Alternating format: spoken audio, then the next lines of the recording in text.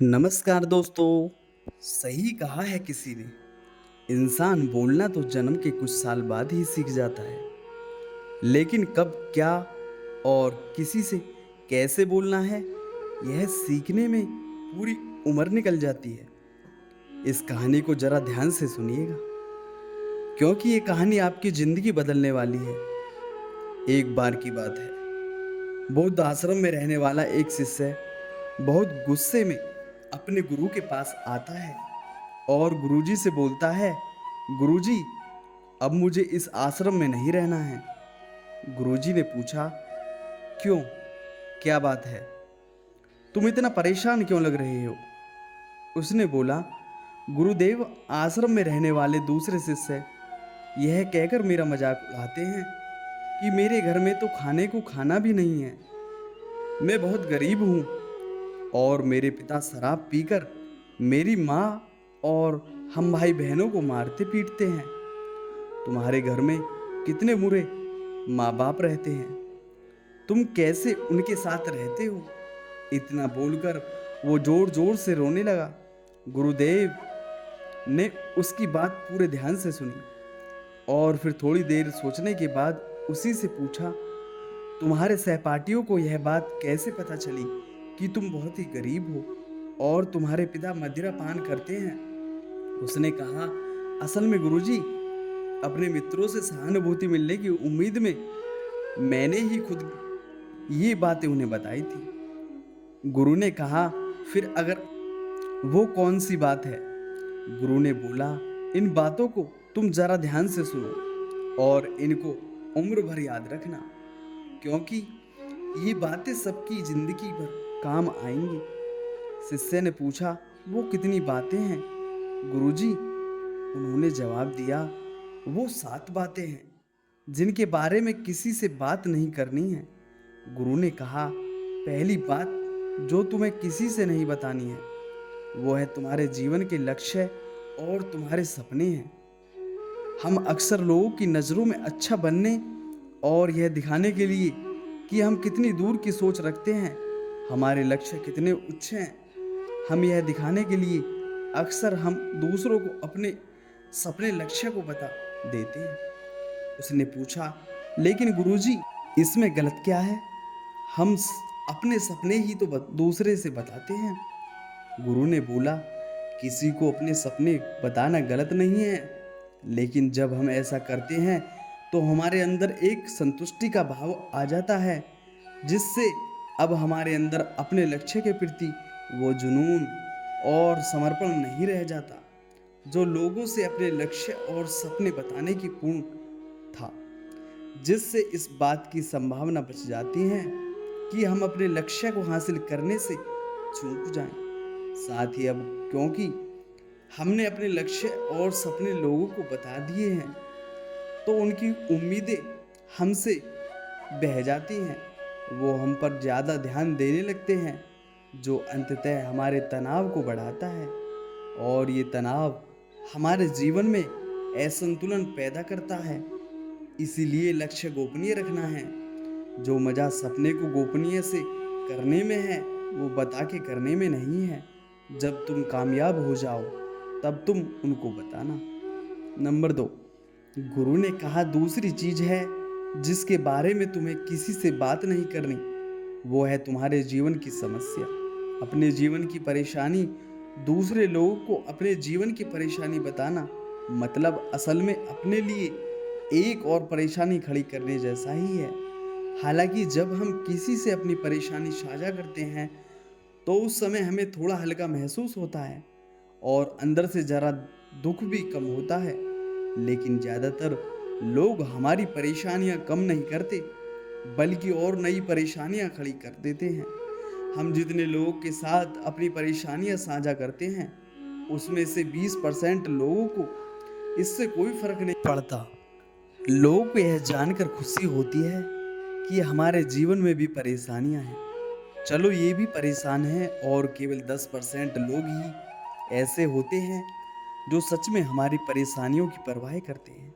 इसलिए किसी को भी अपने जीवन की समस्याएं बताने से पहले विचार जरूर करो कि यह समझने लायक है भी या नहीं। जीवन में एक बात हमेशा याद रखो, यहाँ पर हर कोई तुमको समझ नहीं सकता और हर किसी को तुम समझ नहीं सकते। गुरु ने कहा, तीसरी बार जो तुम्हें किसी से साझा नहीं करनी है वो है तुम्हारी पारिवारिक समस्या। हर परिवार में अपने कुछ न कुछ समस्या होती हैं और हर परिवार में इंसान का अपना एक काम करने का तरीका भी होता है। चाहे आपके परिवार संबंध कैसे भी हों, प्यार वाले या नफरत वाले, आपको इन संबंधों से लड़ाई कभी कभी होती है, कभी कभी तनाव भी होता है। और इन आपसी तनाव के बारे में किसी बाहरी इंसान से कभी बातें नहीं करनी चाहिए, क्योंकि इससे कुछ दूर जाने वाला नहीं है, बल्कि बाहरी इंसान आपकी इस पारिवारिक फूट का पूरा पूरा फायदा उठाने की भी कोशिश कर सकता है। इसलिए आपको अपने परिवार वालों के साथ बैठकर ही खुद अपनी समस्याओं का समाधान खोजने की कोशिश करनी चाहिए। एक बार एक गुरु अपने शिष्य को प्रभावशाली व्यक्तित्व के ऊपर प्रवचन दे रहे थे। गुरु कह रहे थे कि दुनिया में दो तरह के लोग होते हैं। पहले वह जो कहीं जाते हैं और कहते हैं देखो मैं आ गया, और दूसरे वह जो जब कहीं जाते हैं तो लोग कहते हैं देखो वह आ गया। हम में से ज़्यादातर लोग खुद को दूसरे प्रकार के लोगों के समूह में देखना चाहते हैं, लेकिन क्या कारण है कि ज़्यादातर लोग जीवन भर अपनी पहचान नहीं बना पाते, अपनी बातें नहीं रख पाते या जीवन भर किसी को प्रभावित नहीं कर पाते।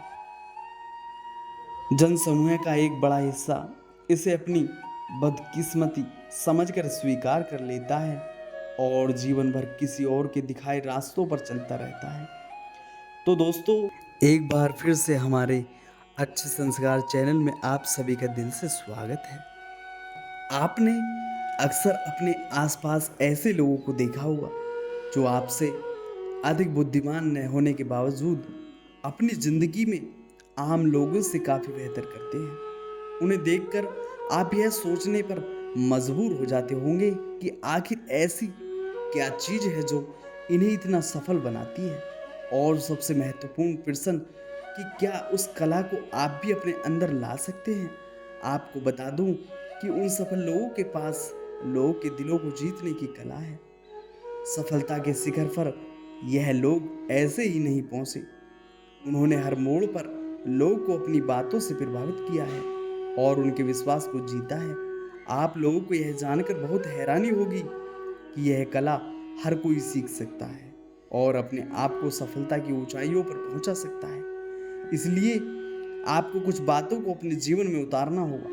इन बातों को अपनाकर आप लोगों को प्रभावित करने में महारत हासिल कर पाएंगे। अधिकतर लोग इस कला को सीखने के लिए जीवन भर अलग अलग लोगों से सलाह लेते हैं, लेकिन बिना किसी अनुभवी व्यक्ति के वह अक्सर इसे सीखने में असफल रह जाते हैं।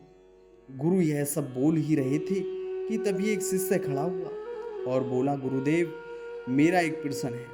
मुझे समझ नहीं आ रहा है कि मैं कैसे लोगों की भीड़ में अपनी एक विशेष पहचान बनाऊं।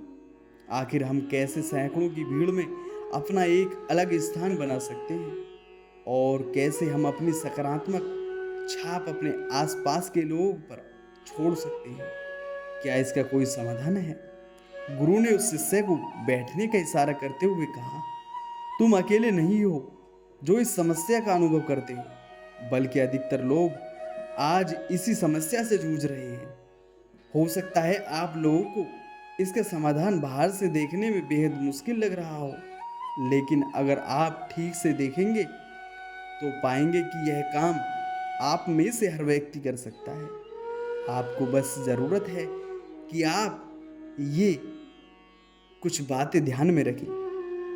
इन बातों में सबसे ऊपर आती है आपकी मुस्कुराहट। जी हाँ, हमारे पूरे व्यक्तित्व की शुरुआत ही हमारी मुस्कुराहट से होती है। लेकिन यदि कोई व्यक्ति बिना परिस्थिति को समझे इस मुस्कुराहट का उपयोग करता है, तो यही मुस्कुराहट उसके व्यक्तित्व को रूखा बनाने में ज़्यादा देर भी नहीं लगाती। इसके अलावा मुस्कुराहट केवल एक ही प्रकार की नहीं होती। अलग अलग प्रकार के अवसरों पर हमें एक अलग मुस्कुराहट देनी होती है, जो उस अवसर के संदर्भ में सटीक बैठती हो। हमारी मुस्कान सच्ची या झूठी और प्रभावित करने वाली या मजाक उड़ाने वाली भी हो सकती है। मुस्कुराहट के बारे में एक सबसे ज़रूर सीखने वाली बात यह है कि मुस्कुराहट बेहद जल्दी हमारे होठों पर नहीं आनी चाहिए। इससे लोग हमारी बातों को गंभीरता से नहीं लेते। आपको अपनी मुस्कुराहट को थोड़ा समय देकर अपने चेहरे पर लाना चाहिए, जिससे सामने वाला व्यक्ति समझ पाता है कि आपकी मुस्कुराहट का वास्तव में क्या अर्थ है। संक्षिप्त में कहें तो किसी भी व्यक्ति को देखने के कुछ क्षणों बाद ही मुस्कुराहट हमारे चेहरे पर आनी चाहिए। इससे सामने वाले व्यक्ति को लगता है कि यह मुस्कुराहट सच्ची है और आप वास्तव में उसे देखकर खुश हुए हैं। जल्दबाजी में आई मुस्कुराहट आपके धैर्य में कमी को दिखाती है, जिससे सामने वाला व्यक्ति आपकी बातों को गंभीरता से नहीं लेगा। दूसरी चीज है हमारी आंखें। अक्सर जब लोग किसी से मिलते हैं तो वह अपनी आंखों पर ज़्यादा ध्यान नहीं देते। हमारी आंखें वह जादुई अंग हैं जो सामने वाले व्यक्ति से बिना एक भी शब्द कहे उसे अपना मुरीद बना सकती हैं। लेकिन उसके लिए आपको इस जादुई अंग का सही से उपयोग करना आना चाहिए। नजरें मिलाना हमारे समाज में अक्सर आंखें दिखाने के बराबर माना जाता है। बहुत से लोगों का यह मानना है कि किसी की आंखों में आंखें डालकर बात करने का अर्थ उस व्यक्ति के असम्मानपूर्वक तरीके से बात करने के बराबर है। लेकिन यह धारणा एकदम गलत है, बल्कि किसी से नजरें मिलाकर बात करने से हमारी बात ज़्यादा प्रभावशाली होती है। जो लोग अपने सामने खड़े व्यक्ति की आंखों में देखकर बात करते हैं, वह लोग अपने सामने खड़े व्यक्ति को प्रभावित करने में ज़्यादा सफल होते हैं। तो मित्रों, इस वीडियो में सिर्फ इतना ही। मिलते हैं एक और नई वीडियो लेकर। तो अपना ख्याल रखिएगा। जय श्री कृष्ण मित्रों।